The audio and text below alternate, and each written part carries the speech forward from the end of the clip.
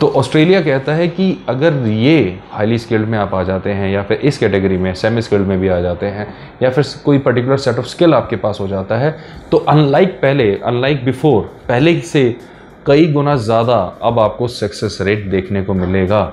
यानी पहले लोग बहुत हेजिटेट करते थे ऑस्ट्रेलिया का वर्क वीज़ा अप्लाई करने से पहले, क्योंकि मिलता ही नहीं था किसी को, मतलब अंधेरे में तीर हो गया था, शायद ही किसी को मिले। बट अब वो नहीं है। इन रिफॉर्म्स ने ये चीज़ श्योर कर दी है कि अब आसानी से इन कैटेगरीज़ में वर्क वीज़ा भी मिलेंगे और आगे जाके आपको रेजिडेंसीज भी मिलेंगी। आप सभी का स्वागत है। ऑस्ट्रेलिया का इमिग्रेशन एंटायरली चेंज होने वाला है आने वाले कुछ समय में, नियर फ्यूचर में। मतलब ये इमीडिएट नहीं कहा जा सकता, इसमें कितना समय लगेगा। हो सकता है कि कुछ महीने लगे या हो सकता है कुछ साल भी लग सकते हैं। बहुत ही ज़बरदस्त रिफॉर्म आने वाला है ऑस्ट्रेलिया के अंदर इमिग्रेशन पॉइंट ऑफ व्यू। ये रिफॉर्म कहा जाता है कि उसी लेवल का है जो शेंगन में आया था 2010 के आसपास और कनाडा में आया था अप्रॉक्सीमेटली 1995 के आसपास, जहाँ पे इमिग्रेशन के लिए रास्ते ओपन किए गए और काफ़ी सारे वर्सेटाइल ऑप्शंस इमिग्रेंट्स को दिए गए। ऑस्ट्रेलिया भी वही कर रहा है, बट ऑस्ट्रेलिया ये गलती नहीं कर रहा। तो पहले तो जानते हैं कि क्या रिफॉर्म्स हैं और कौन सी गलती है जो ऑस्ट्रेलिया नहीं कर रहा है, राइट। तो अगर आप ऑस्ट्रेलिया जाना चाह रहे थे, आपके मन में है फ्यूचर में ऑस्ट्रेलिया में जाना, तो ये वीडियो को आप मिस ना करें। इस वीडियो को एंड तक देखें, बहुत इंटरेस्टिंग बातें इसमें आपको पता लगने वाली हैं। और अगर नए दर्शक हैं तो चाहें तो इस चैनल को आप सब्सक्राइब कर सकते हैं, क्योंकि ऐसी इन्फॉर्मेटिव वीडियोस अपलोड होती रहती हैं, तो उसके अलर्ट्स आप तक पहुंच जाएंगे और आप ऐसे इंपॉर्टेंट इन्फॉर्मेशन को मिस नहीं करेंगे। फिर देखिए, ऑस्ट्रेलिया जो है बहुत बड़ा देश है। जोग्राफिकली अगर देखा जाए तो मतलब एरिया वाइज काफ़ी बड़ा है, लेकिन पॉपुलेशन वाइज बहुत ही छोटा देश है। और वहाँ पे ऑस्ट्रेलिया का ठीक है, it's a good economy, developed country, but ऐसा पावर हाउस के नाम पे ऑस्ट्रेलिया फेमस नहीं है जैसा कि बाकी कंट्रीज़ हैं। जैसे जर्मनी है या फ्रांस का नाम लेते हैं लोग, यूएसए तो है ही, यूके का नाम लेते हैं। तो ऐसा क्या है, क्या रीज़न रहा है ऑस्ट्रेलिया का जो ऐसे पावर हाउस वाली लीग में वो नहीं आ पाता? उसका सबसे बड़ा रीज़न है उसकी लो पॉपुलेशन। ये उसकी स्ट्रेंथ भी है और ये उसकी वीकनेस भी है। स्ट्रेंथ इसलिए कि कम पॉपुलेशन है तो कम रिसोर्सेज लगते हैं, मैनेज करना आसान है, हर कोई जो है पॉवर्टी लाइन से अबव रहता है, क्राइम जो है लिमिटेड रहता है, सारी चीज़ें सो एंड सो आसानी से हो जाती हैं। मोर ओवर वहाँ एजुकेशन अच्छी है और सोसाइटी जो है काफ़ी कल्चर्ड है, तो उसकी वजह से और आसानी से लॉ एंड ऑर्डर को बनाया जा सकता है।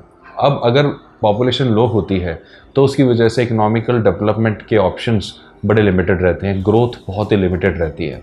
पिछले कुछ सालों में यही चीज़ ऑस्ट्रेलिया को परेशान करे जा रही थी और कोरोना ने इस चीज़ को सीमेंट कर दिया। कोरोना की वजह से ऑस्ट्रेलिया ने देखा कि उनका वर्क फोर्स जो बाकी कंट्रीज से आया हुआ था कोरोना से पहले और वो वापस चला गया, और फिर उसके बाद काफ़ी सारे लोग आए ही नहीं और काफ़ी सारे लोगों के परमिट ही कैंसिल हो गए, दोबारा न्यू परमिट ऑस्ट्रेलियन गवर्नमेंट ने दिए ही नहीं, क्योंकि इन्होंने अपना इमिग्रेशन टाइट कर दिया था। उसकी वजह से वहाँ इकोनॉमिक ग्रोथ ज़बरदस्त तरीके से गिरा, टैक्स कलेक्शंस में गिरावट आई, और जहाँ पर भी देखो आपको ऑस्ट्रेलिया में पता लगेगा यहाँ भी वैकेंसी है, वहाँ भी वैकेंसी है, लेकिन वीज़ा नहीं मिलते। वैकेंसियाँ हर जगह हैं बट ये इनकी अथॉरिटीज़ वीज़ा नहीं लेती। अब ऐसी कंप्लेंट काफ़ी टाइम से वहाँ की जितनी रिक्रूटमेंट एजेंसीज़ हैं वो ऑस्ट्रेलिया को करती रहती है कि भाई हमारे यहाँ इतनी मैन पावर की शॉर्टेज है और बाहर से एप्लीकेंट्स आना चाह रहे हैं, आप इनको आने क्यों नहीं देते? जो इमिग्रेशन अथॉरिटीज़ हैं वो हवाला देती हैं कि भाई लॉ एंड ऑर्डर हमें फॉलो करने होते हैं, उसके हिसाब से हम इनको इतनी आसानी से अप्रूवल नहीं दे सकते। उसके बीच में भी काफ़ी सारी विंडोज़ लगा रखी है। आपको पता ही है ऑस्ट्रेलिया का जो वीज़ा कैटेगरीज़ है वो सब क्लासेस में डिवाइडेड है और हर सब क्लास का अलग अलग एक रूल्स एंड रेगुलेशन है, हर तरीके से अलग अलग लॉ एंड ऑर्डर फॉलो होता है। तो उन्होंने भी यही चीज़ बोला कि अगर हम लॉन्ग टर्म के लिए किसी को बुलाते हैं तो यहाँ पर दुनिया भर की फॉर्मेलिटीज़ है जो पहले हमें करनी पड़ती है। तब ऑस्ट्रेलिया इसमें रिफॉर्म ला रहा है। बिल्कुल ऐसा ही रिफॉर्म कनाडा लेकर आया था, बट कनाडा की पॉलिसी शुरू से ही कभी स्ट्रिक्ट नहीं रही। कनाडा अमेरिका की तरह एक इमिग्रेशन वाला ही कंट्री था, बट उन्होंने इस चीज़ को देखा कि हमारे यहाँ पे ठंड बहुत ज़्यादा, लोग आना चाहते ही नहीं है, तो 90s में कनाडा ने ये रिफॉर्म्स लाने शुरू करे थे और वो एक बहुत ही अट्रैक्टिव डेस्टिनेशन बना था। 80s 70s में भी लोग वहाँ जाते थे, बट इतने नंबर्स में नहीं जाते थे जितने 90s में जाना शुरू हुए, और ये पीक पे चला गया 2000 के बाद। शेंगन एरिया भी जब शेंगन बना, पहले तो यूरोप अलग था, जब ये यूरोपियन यूनियन बना, इन्होंने यूरो की करेंसी अडॉप्ट करी, फिर शेंगन एरिया बना, तब उसके बाद इन्होंने भी डिसाइड करा कि भाई ऐसे हमें मैन पावर की शॉर्टेज होती रहेगी, हमें कुछ ना कुछ करना चाहिए ताकि हम इमिग्रेशन को अट्रैक्ट कर सकें, और वो भी क्वालिटी इमिग्रेशन को। तो ऐसे ही शेंगेन का आप देखेंगे, कनाडा का आप देखेंगे, वीज़ा जो है लोग वहाँ कन्वर्ट कराते हैं और रहना शुरू कर देते हैं, अच्छा खासा काम करते हैं, अपना अच्छा फ्यूचर बनाते हैं। बट ये चीज़ ऑस्ट्रेलिया में नहीं कर पाते।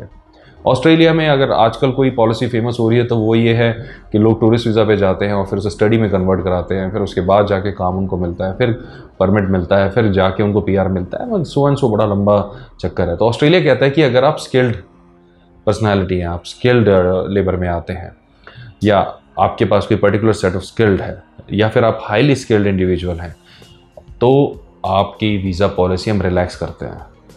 अब ये ही इसका एक कैच है कि ये हर एक के लिए ओपन नहीं कर रहे, ये स्किल्ड लेबर के लिए कर रहे हैं या हाईली स्किल्ड इंडिविजुअल के लिए कर रहे हैं। तो क्या इसका मतलब यही है कि भाई आगे जाके फिर नॉर्मल इंसान को वहाँ पे ऑप्शन नहीं मिलेगा, या फिर कोई सेमी स्किल्ड बंदा है उसको नहीं ऑप्शन मिलेगा, या अनस्किल्ड वालों को ऑप्शन नहीं मिलेगा? अनस्किल्ड वालों को तो नहीं मिलेगा, ये तो ऐसा इनकी न्यूज़ में भी नहीं दिखता है, और इनके जो पॉलिटिशियंस या गवर्नमेंट स्पोक्स पर्सन है या जो भी इनकी न्यूज़ में स्टेटमेंट्स रिलीज़ होती हैं उनसे बिल्कुल ऐसा पता नहीं लगता है कि अनस्किल्ड को ये आने वाले फ्यूचर में भी वेलकम करेंगे। तो अनस्किल्ड को तो वेलकम नहीं कर रहे हैं। हाँ, जो बाकी जो दूसरे थोड़ा सा सेमी स्किल्ड हो गए, या फिर एक पर्टिकुलर सेट ऑफ स्किल्स के जिसको अच्छे से आता है, या फिर हाईली स्किल्ड हो गए, तो उसके लिए ज़रूर उन्होंने जो गेट्स अपने ओपन कर दिए और रिफॉर्म कर दिए कि अगर आप अपनी ये एप्लीकेशन डालते हैं तो अब आपका सक्सेस रेट काफ़ी हाई रहेगा। तो ऑस्ट्रेलिया कहता है कि अगर ये हाईली स्किल्ड में आप आ जाते हैं, या फिर इस कैटेगरी में सेमी स्किल्ड में भी आ जाते हैं, या फिर कोई पर्टिकुलर सेट ऑफ स्किल आपके पास हो जाता है, तो अनलाइक बिफोर, पहले से कई गुना ज़्यादा अब आपको सक्सेस रेट देखने को मिलेगा। यानी पहले लोग बहुत हेजिटेट करते थे ऑस्ट्रेलिया का वर्क वीज़ा अप्लाई करने से पहले, क्योंकि मिलता ही नहीं था किसी को, मतलब अंधेरे में तीर हो गया था, शायद ही किसी को मिले। बट अब वो नहीं है। इन रिफॉर्म्स ने ये चीज़ श्योर कर दी है कि अब आसानी से इन कैटेगरीज़ में वर्क वीज़ा भी मिलेंगे और आगे जाके आपको रेजिडेंसीज भी मिलेंगी।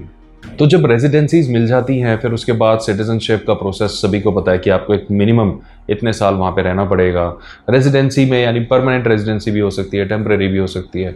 आपको 5 साल किसी देश में, 6 साल है किसी देश में, 7 साल है, ऐसा टाइम आपको वहाँ रहना पड़ता है ताकि आप सिटीजनशिप अप्लाई कर सको।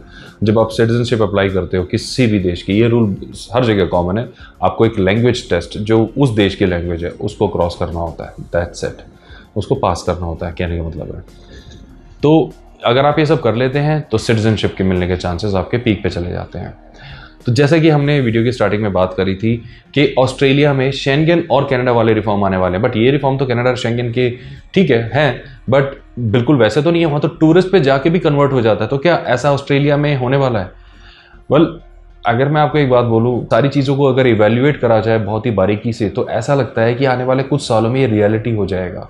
बट उसके पीछे एक बड़ी ही सिंपल कंडीशन लगाई जाएगी कि अगर आपके पास स्पॉन्सर्ड एप्लीकेशन है और आप एक हाईली स्किल्ड इंडिविजुअल हैं, बेशक आप टूरिस्ट वीज़ा पे आए हैं, तो भी आप वर्क वीज़ा पे कन्वर्ट करा पाएंगे।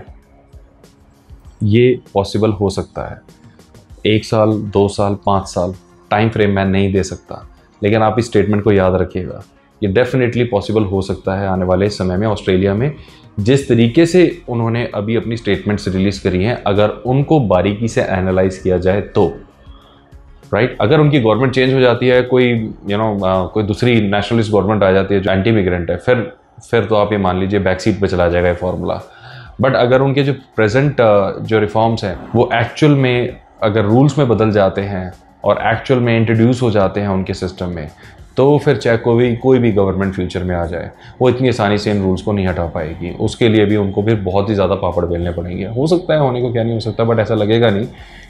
तो आने वाले टाइम में ऐसा लगता है कि ऑस्ट्रेलिया भी एक मैग्नेट बनेगा इमिग्रेशन का। बट इनकी authorities are taking very valuable lesson from Canada specially, कि हम इनकी तरह अनस्किल्ड लोगों को नहीं आने देंगे या फिर उनका वीज़ा कन्वर्ट नहीं होने देंगे, सिर्फ स्किल्ड वालों का वीज़ा कन्वर्ट होने देंगे। तो ऐसा लगता है ये होने वाला है। तो इन स्टेटमेंट्स को जो हमने अभी बोली है आप याद रखिएगा, जब ये होएगा ना तो उस टाइम यही चीज़ हम डिस्कस करेंगे, कैसे हम पहले डिस्कस करते थे कि ऐसा होने वाला है और अब हो गया है, राइट। तो ऐसा थोड़ा थोड़ा इंडिकेशन हो जाता है, राइट। अभी अगर आप वर्क वीज़ा अप्लाई करना चाह रहे थे और आपके पास कोई स्किल सेट है या हाईली स्किल्ड है, ये बहुत ही एक्सीलेंट न्यूज़ है आपके लिए और बहुत ही ज़बरदस्त टाइम है, अप्लाई करें। और अगर आप आने वाले फ्यूचर में या अपने बच्चों के लिए या खुद के लिए सोच रहे हैं कि 2, 4, 5 सालों में ऑस्ट्रेलिया की तरफ जाएं, तो बहुत ही अच्छा डिसीजन होने वाला है आपका, क्योंकि ऑस्ट्रेलिया ऐसी विंडो ज़रूर ओपन करेगा आगे जाके। तो मुझे उम्मीद है इस वीडियो से आपको काफ़ी इन्फॉर्मेशन मिली होगी। और भी काफ़ी सारी चीज़ें होती रहती हैं इमिग्रेशन की दुनिया में, तो डेफिनेटली हम आपके पास इंपॉर्टेंट न्यूज़ लेकर आते रहेंगे। Bye bye.